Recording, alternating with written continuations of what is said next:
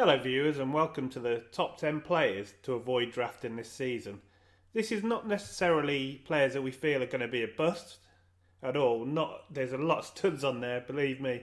But players we think are just probably a bit either too risky or not, or you're buying them at the high sort of end of value. There's 5 choices. 5 are by Sean, who's, if you want to contact him on Twitter, is the fanpub_stato.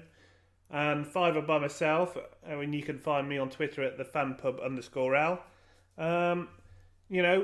Look through the list, make your own mind up, and enjoy the video.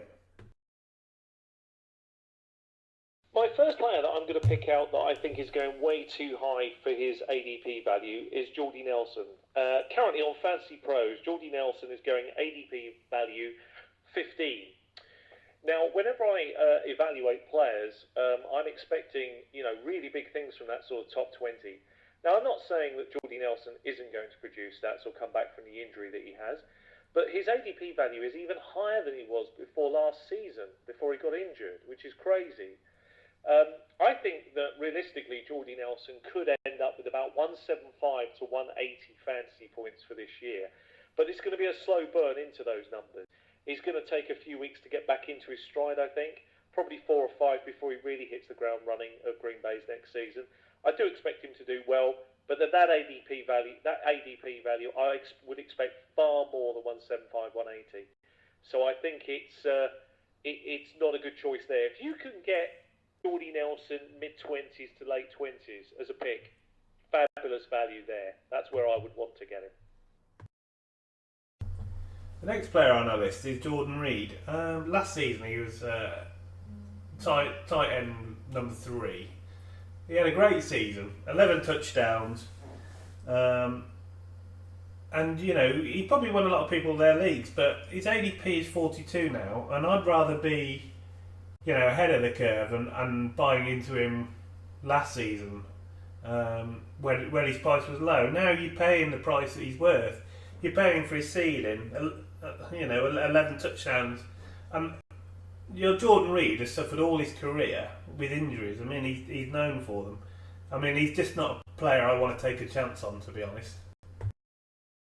The next player I'm going to pick out is going to be a highly controversial pick, actually, and it's going to be Julian Edelman of New England Patriots wide receiver.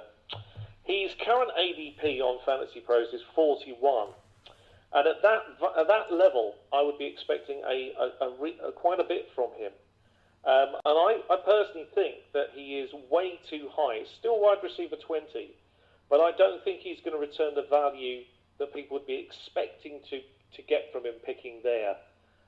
Personally speaking, I would expect his ADP value to be about 10 or 15 places higher than that, and it seems a little bit too low for me. So I think he's not good value there at all. So I'm picking him out. I honestly believe this year Julian Edelman is going to disappoint people, and I think he'll end up with about 145 fantasy points, which is going to surprise a lot of people to be expecting a downside more from him. So unfortunately for Julian Edelman, he's getting a big thumbs down for me this year. It's not because the talent isn't there, and it's not because of the opportunity. It's just because of the situation. And we mustn't lose sight of the fact that, of course, 2 things hang over Julian Edelman, which are a worry. No Tom Brady for 4 weeks, Jimmy Garoppolo throwing him the ball.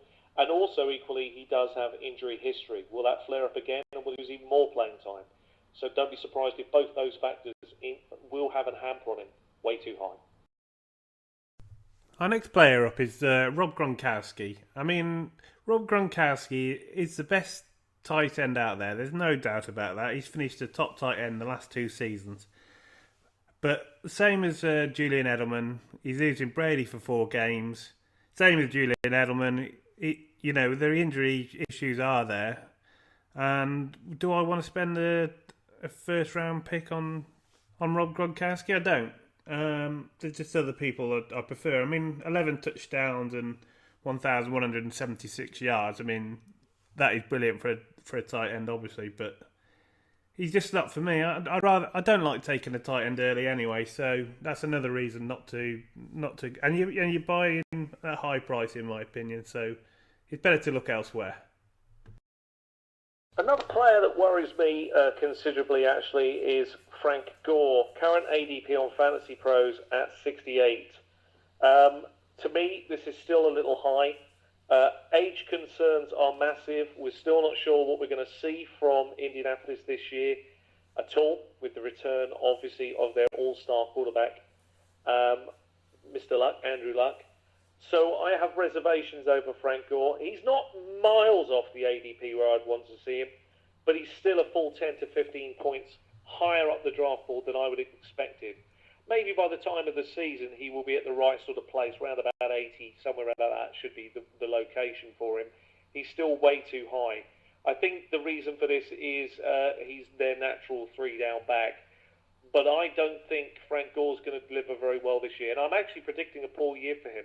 Round about 117 to 120 fantasy points. Not a great return for that level of pick. Well, we'll see if I'm right in time. The next player on the list is probably the most controversial of all. It's Cam Newton. And I'll tell you why. I mean, last year he was an absolute fantasy god. If you picked him up low, you'd have been laughing. You're ahead of the curve. He smashed it. 389 fantasy points. Well done. For me now, I'd probably rank him as my fourth quarterback. And I don't like taking a quarterback early anyway.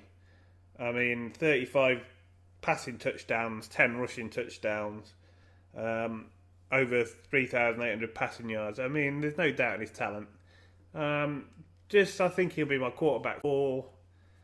You're paying top dollar, and for me, I wouldn't pick him that high, so therefore, I won't be drafting him. Another player that I really hate his ADP is currently Donte Moncrief is going at 70 ADP. It's too early, to be perfectly honest with you, and has no return value whatsoever. And if Donte Moncrief fails to deliver, he could find himself in the category of another Marcus Wheaton. All the opportunities are there to do well, but he flatters to do so. And you could be left with a dud sitting in your team, and a player that you're never sure when to start or not.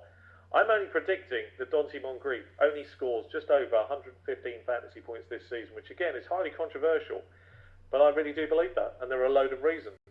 I've actually penned him in my own list. I'm just quickly looking now at 123 fantasy points. That's about 810 yards, 7 touchdowns. That is not a good location for that kind of value. And in fact, you would feel pretty hard done by if you chose him there. So be careful. Hopefully he drops a little bit lower down.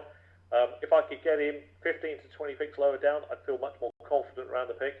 But at the moment he offers no ADP value whatsoever where he is. In fact, he's a poor pickup. The next player on the list for me is Dez Bryant. His average draft position at the moment is number 11.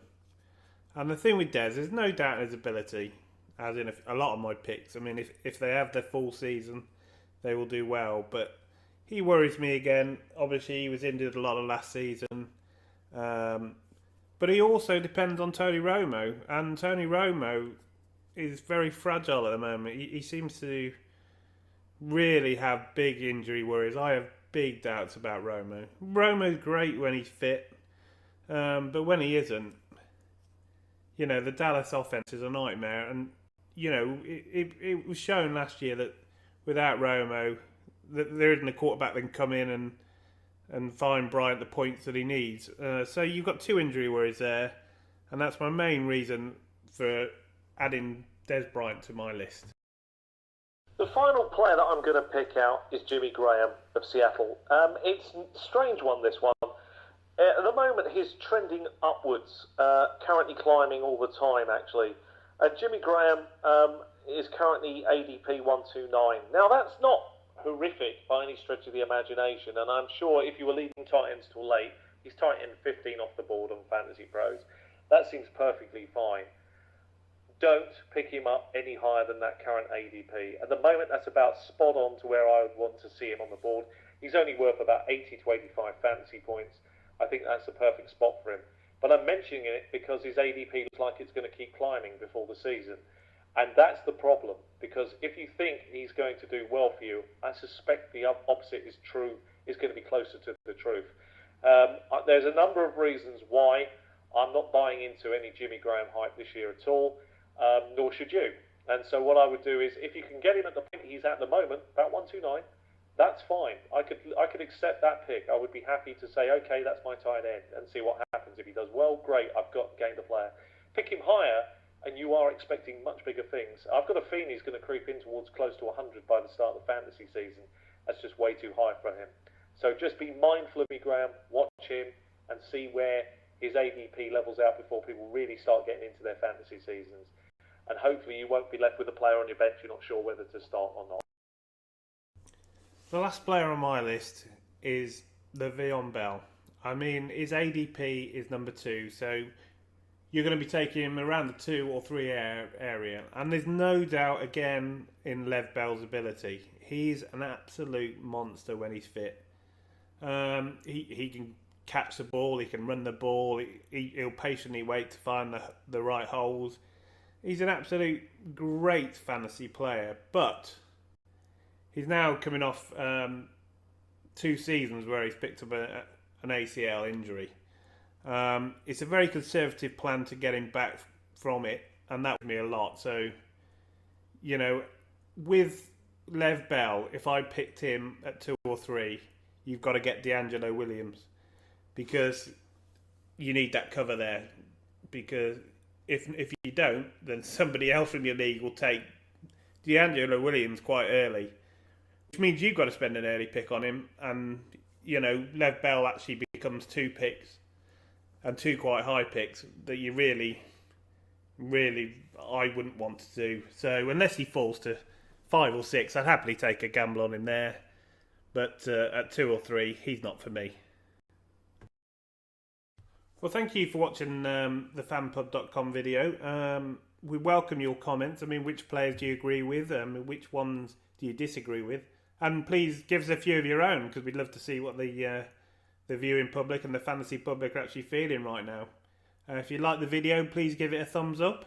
And we've got plenty more content coming your way over the next weeks and months. So please subscribe to the channel. Thank you and have a great day.